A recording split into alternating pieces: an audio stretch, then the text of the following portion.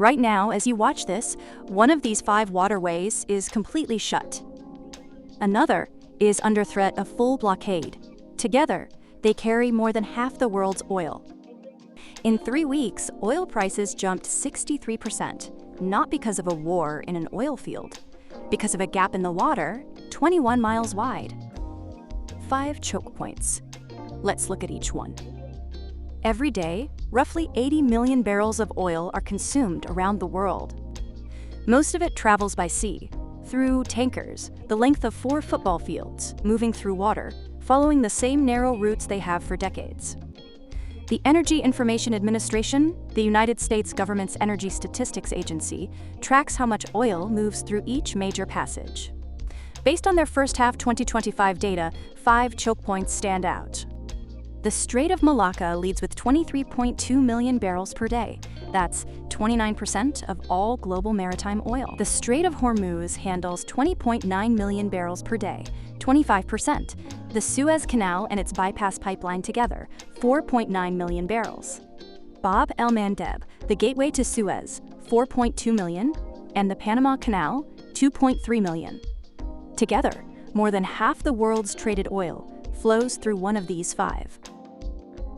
The Strait of Hormuz, 104 miles long, at its narrowest, 21 miles wide. Inside that gap, 2 shipping lanes, each just 2 miles across, one in, one out. Through those 4 miles of moving water, 20.9 million barrels of oil every day, plus more than 20% of the world's liquefied natural gas, or LNG, trade. 89% of the oil flowing through Hormuz goes to Asia.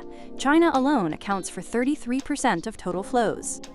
Japan sources roughly 70% of its Middle Eastern crude through this strait. Before March 2026, 138 to 140 ships passed through daily. Then, on February 28, 2026, US and Israeli forces launched coordinated strikes on Iran. On March 2nd, Iran's Islamic Revolutionary Guard Corps, the IRGC, officially closed the strait. Ship traffic dropped to near zero. By March 19th, Brent crude, the global oil benchmark, had gone from $73 a barrel to $119. A 63% increase in 3 weeks, the largest oil price spike from a single choke point event in modern history. What about alternatives? The combined pipeline bypass capacity around Hormuz is about 9 million barrels per day, less than half the normal flow. There is no adequate workaround. The gap is simply too large to fill. As of April 2026, the blockade is still in effect. Now, the one that surprises most people. The Strait of Malacca is not the most famous choke point.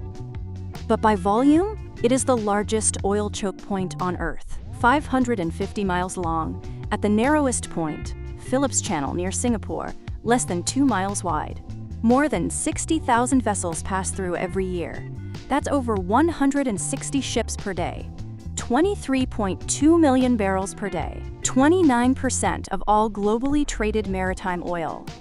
80% of Northeast Asia's oil imports flow through Malacca. China alone accounts for 48% of all import volumes through the strait in 2025's first half. Roughly 80% of China's imported crude oil enters through this single passage. In 2003, Chinese President Hu Jintao called this China's strategic nightmare, the Malacca Dilemma. If the United States Navy ever chose to block this strait, China's oil supply could be severed within weeks. This single geographic fact has driven billions of dollars of Chinese Belt and Road Initiative infrastructure, pipelines through Myanmar, overland routes through Pakistan, port investments across the Indian Ocean. Unlike the other 4 choke points, Malacca has never been fully closed in modern history. There is no major disruption data. Just a vulnerability so obvious that it quietly reshapes the foreign policy of the world's second largest economy. 120 miles through Egypt, no locks, sea level the whole way, connecting the Mediterranean to the Red Sea. The Suez Canal is the reason ships don't have to sail around the entire continent of Africa. Without Suez, the journey from the Arabian Gulf to Europe adds 6,738 miles, roughly 10 to 18 extra days at sea. Per voyage, that's about $1 million in additional fuel and operational costs. Before the recent crisis, more than 19,000 vessels per year used the canal. It carries about 12% of all global maritime trade. For oil specifically, the canal and its overland bypass pipeline together move 4.9 million barrels per day.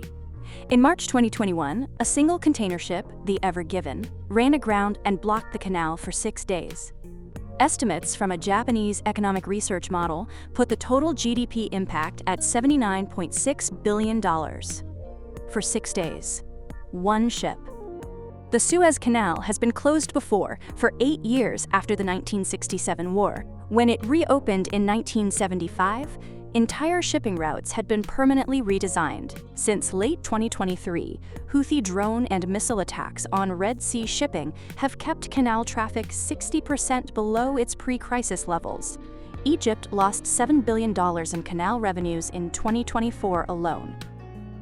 50 miles across the Isthmus of Panama. Unlike Suez, this canal uses locks, a system of chambers that lift ships up and over a continental divide using fresh water from Gatun Lake. That dependence on fresh water is a problem.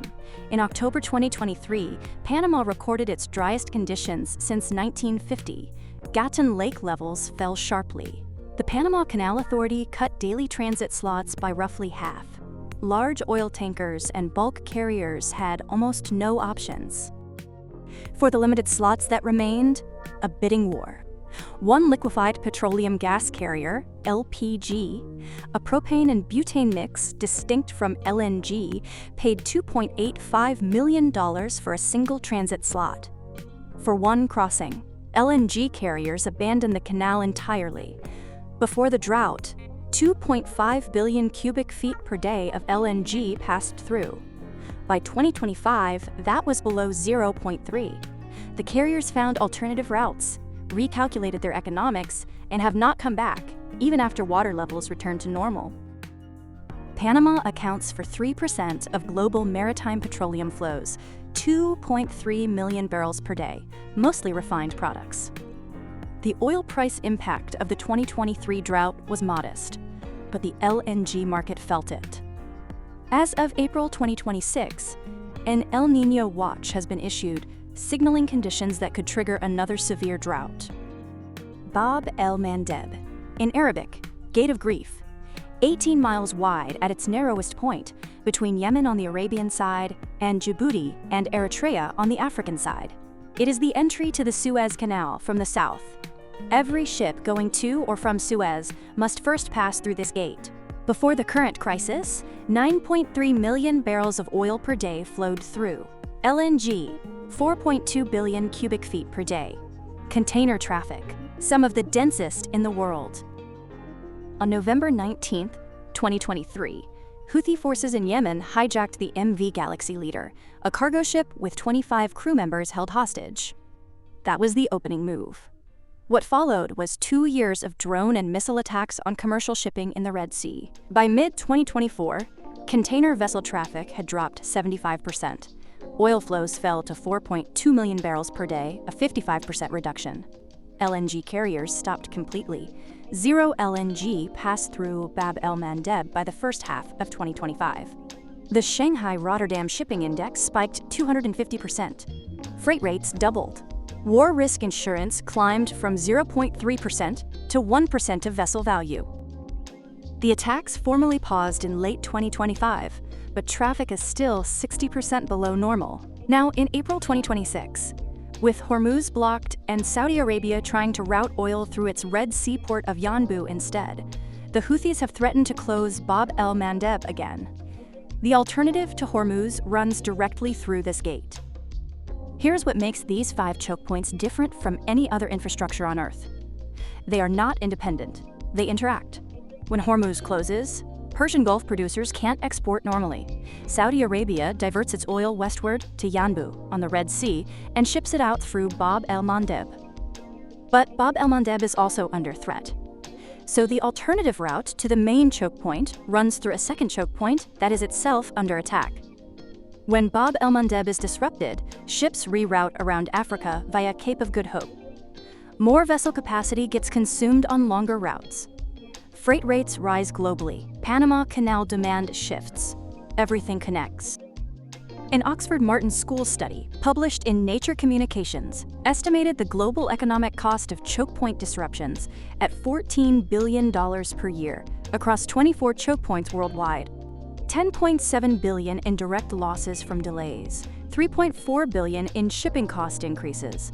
That 14 billion number was calculated before 2026. The current Hormuz blockade alone has already disrupted more oil than any single choke point event in recorded history. Up to 9.1 million barrels per day of crude production shut in by April. In 2026, for the first time, 2 of these 5 choke points are simultaneously at full disruption or near disruption. The cascade is not theoretical. It is happening right now.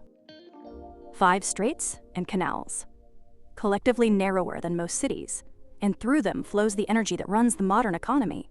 Malacca, the largest by volume, shaped China's entire foreign policy. Hormuz, currently shut, 63% oil price spike in 3 weeks. Suez, 60% below normal since 2023. Panama, one drought cost $2.85 million for a single crossing. Bab el-Mandeb, 0 LNG passing through. Now threatened again. The numbers are the story. If this kind of data interests you, subscribe. Every video is one topic, measured carefully.